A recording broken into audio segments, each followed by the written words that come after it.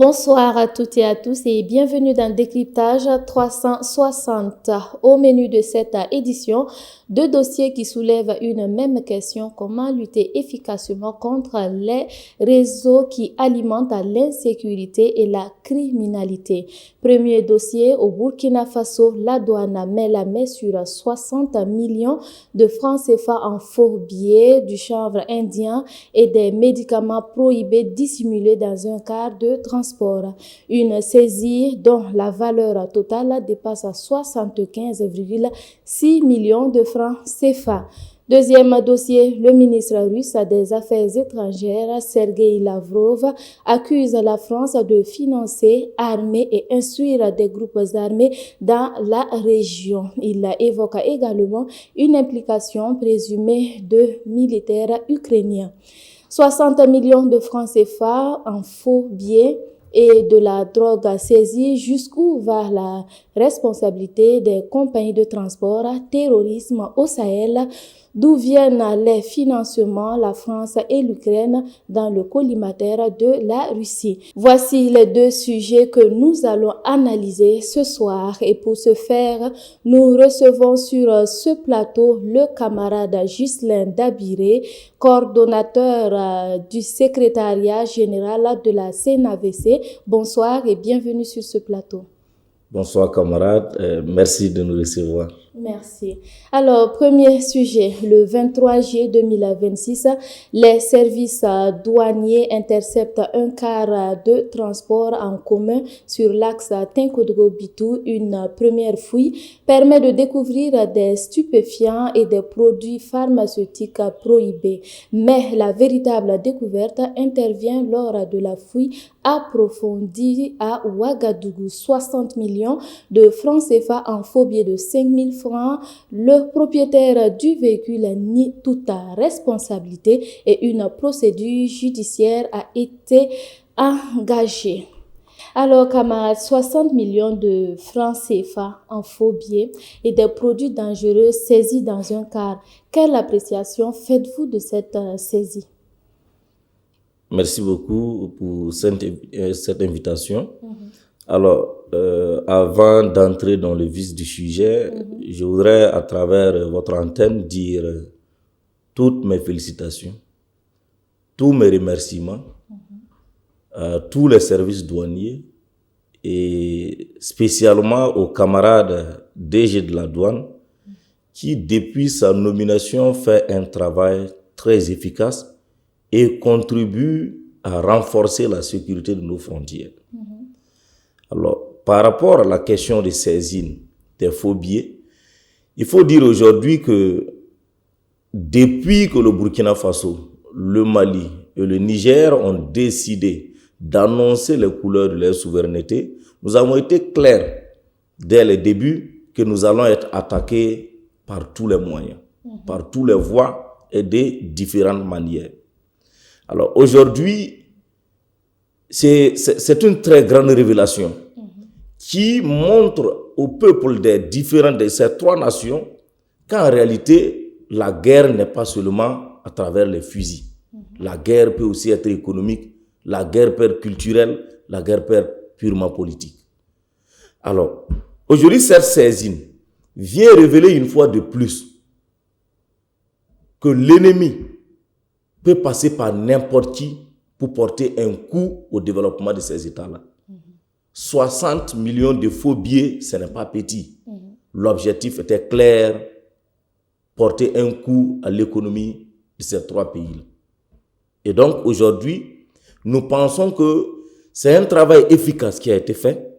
C'est un travail de démantèlement qui montre à tel point nous devons renforcer le contrôle à tous les niveaux. Et l'État doit sévir par rapport aux transporteurs, par rapport à tous ceux qui font du convoi ou qui font du transport ici au Burkina Faso, également dans les deux autres États de l'AES. C'est très important. Donc, à travers cela, vous voulez dire que maintenant, la douane est vraiment passée à l'offensive?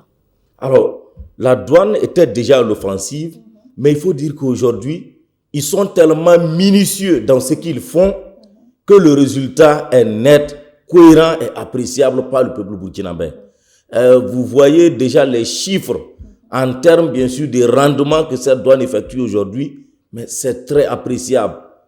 C'est très appréciable. Il faut être très vigilant. Ces services douaniers aujourd'hui contribuent énormément au contrôle donc de tout ce qui rentre et qui sort de notre pays. Et ça aussi, ça doit être très très renforcé parce que c'est à travers ça que le peuple burkinabé sera garanti à ce qu'il consomme. Le peuple burkinabé sera garanti également à ce qu'il porte, à ce qu'il roule et à ce qu'il distribue à qui que ce soit. C'est très important parce que le deuxième terrorisme, c'est lorsqu'on va arriver soit à empoisonner ce que nous mangeons, soit à faire chuter notre économie.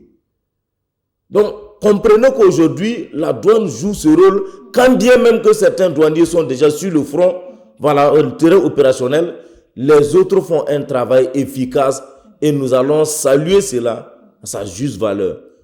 Quelle est la part ici des compagnies de transport? Est-ce qu'ils ne sont pas complices avec les fraudeurs? Parce que ce n'est pas la première fois qu'on voit ce genre de situation. Merci beaucoup. Alors, en pareille situation, toutes les compagnies de transport doivent être interpellées. Parce que c'est un acte grave qui se produit à une période aussi exceptionnelle. Alors, lorsque vous créez une compagnie de transport, il y a un certain nombre de garanties que vous devez disposer pour qu'on puisse vous délivrer un agrément.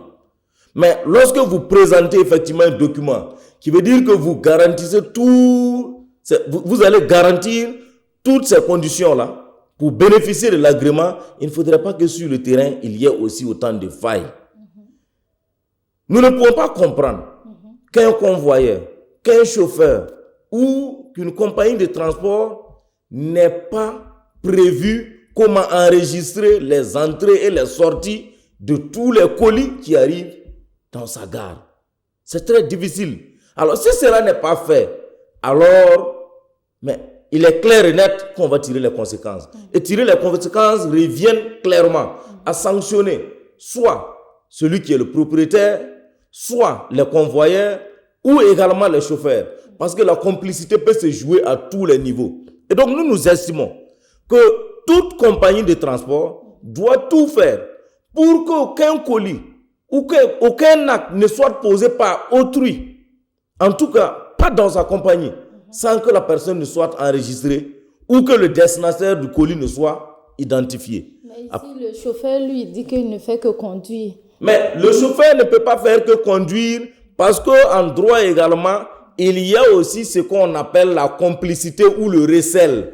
Jusqu'au jour d'aujourd'hui, on n'a pas encore établi quelle est la situation réelle. On n'a pas encore établi l'infraction réelle, en tout cas à l'égard de tous ces 3 personnes qui interviennent dans le cadre de ce transport. Que ce soit le propriétaire du camion, que ce soit le convoyeur ou le chauffeur. Et donc nous pensons qu'il faille que les autorités aillent jusqu'au fond pour découvrir exactement quelle est l'infraction qui est collée à ces actes ignobles. Parce que le plus important ici n'est même pas d'arrêter cela. Le plus important, c'est de découvrir celui qui est à l'origine de cette fabrication. Parce que lorsque toute la chaîne est identifiée, c'est là que nous sommes sauvés. Si toute la chaîne n'est pas identifiée, ils peuvent encore procéder par d'autres manières. Et donc nous estimons qu'il faille que la procédure aille jusqu'au fond pour nous dire exactement quelle est cette bande qui est derrière ces actes malandroits, ces actes assassins, ces actes de terrorisme envers nos États. Qu'est-ce qu'il faut faire concrètement, selon vous, pour pouvoir arriver à les déstabiliser? Oui.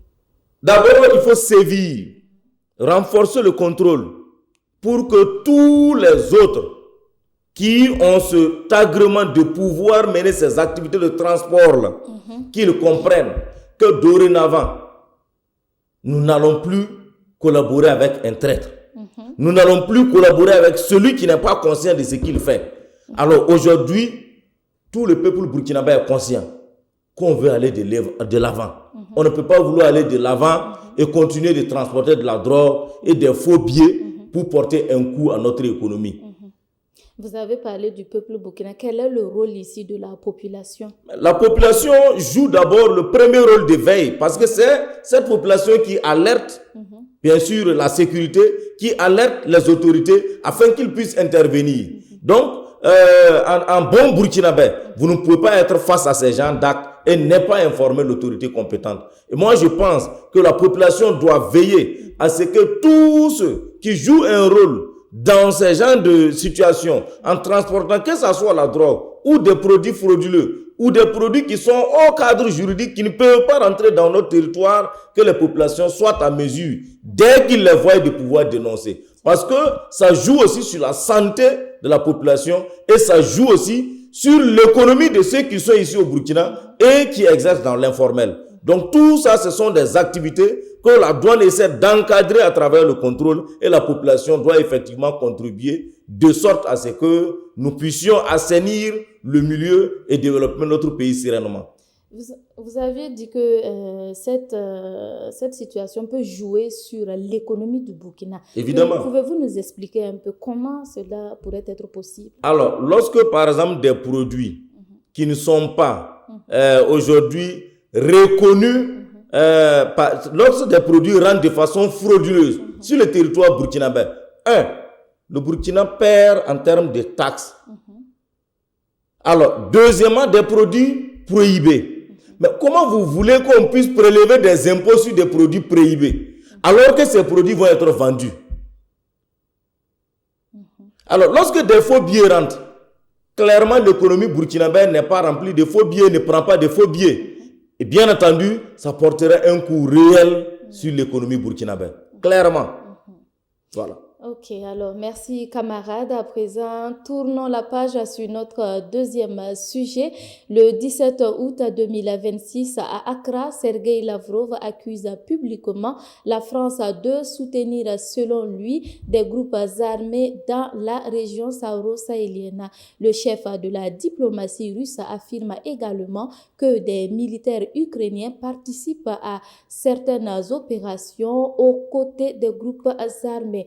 Sergueï Lavrov, le ministre russe des Affaires étrangères, indexe directement la France et l'Ukraine. Quelle analyse faites-vous de cela?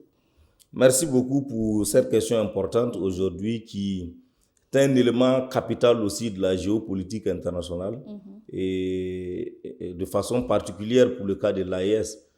Je peux dire que le ministre des Affaires étrangères de la Russie n'a fait que renchérir une position qui était déjà connue par nous, peuple du Sahel.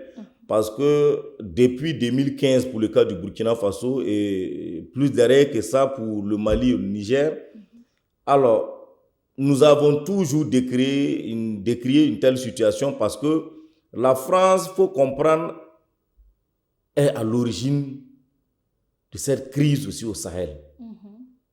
Aujourd'hui, l'Ukraine est venue en soutien et les deux ne font que jouer les rôles. Nous, notre rôle, c'est de nous défendre. La France a toujours largué, que ce soit de la nourriture, que ce soit des armes, au Sahel, aux terroristes. Rappelez-vous ici, on avait eu certains diplomates qui étaient présents ici au Burkina Faso et dans certains pays, qui pouvaient traverser des zones rouges, là où même notre armée n'arrivait pas. Alors, qu'est-ce que cela veut dire? Qu'effectivement, ils ont de la relation avec ces forces de mal. Deuxièmement, l'Ukraine a revendiqué une attaque au Mali. L'ambassadeur de l'Ukraine au Sénégal l'a fait. Ça a été devant tout le monde. J'ai dit que notre crise, là, nous devons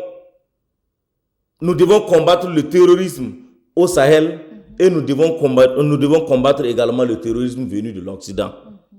Les deux sont intimement liés, on est d'accord.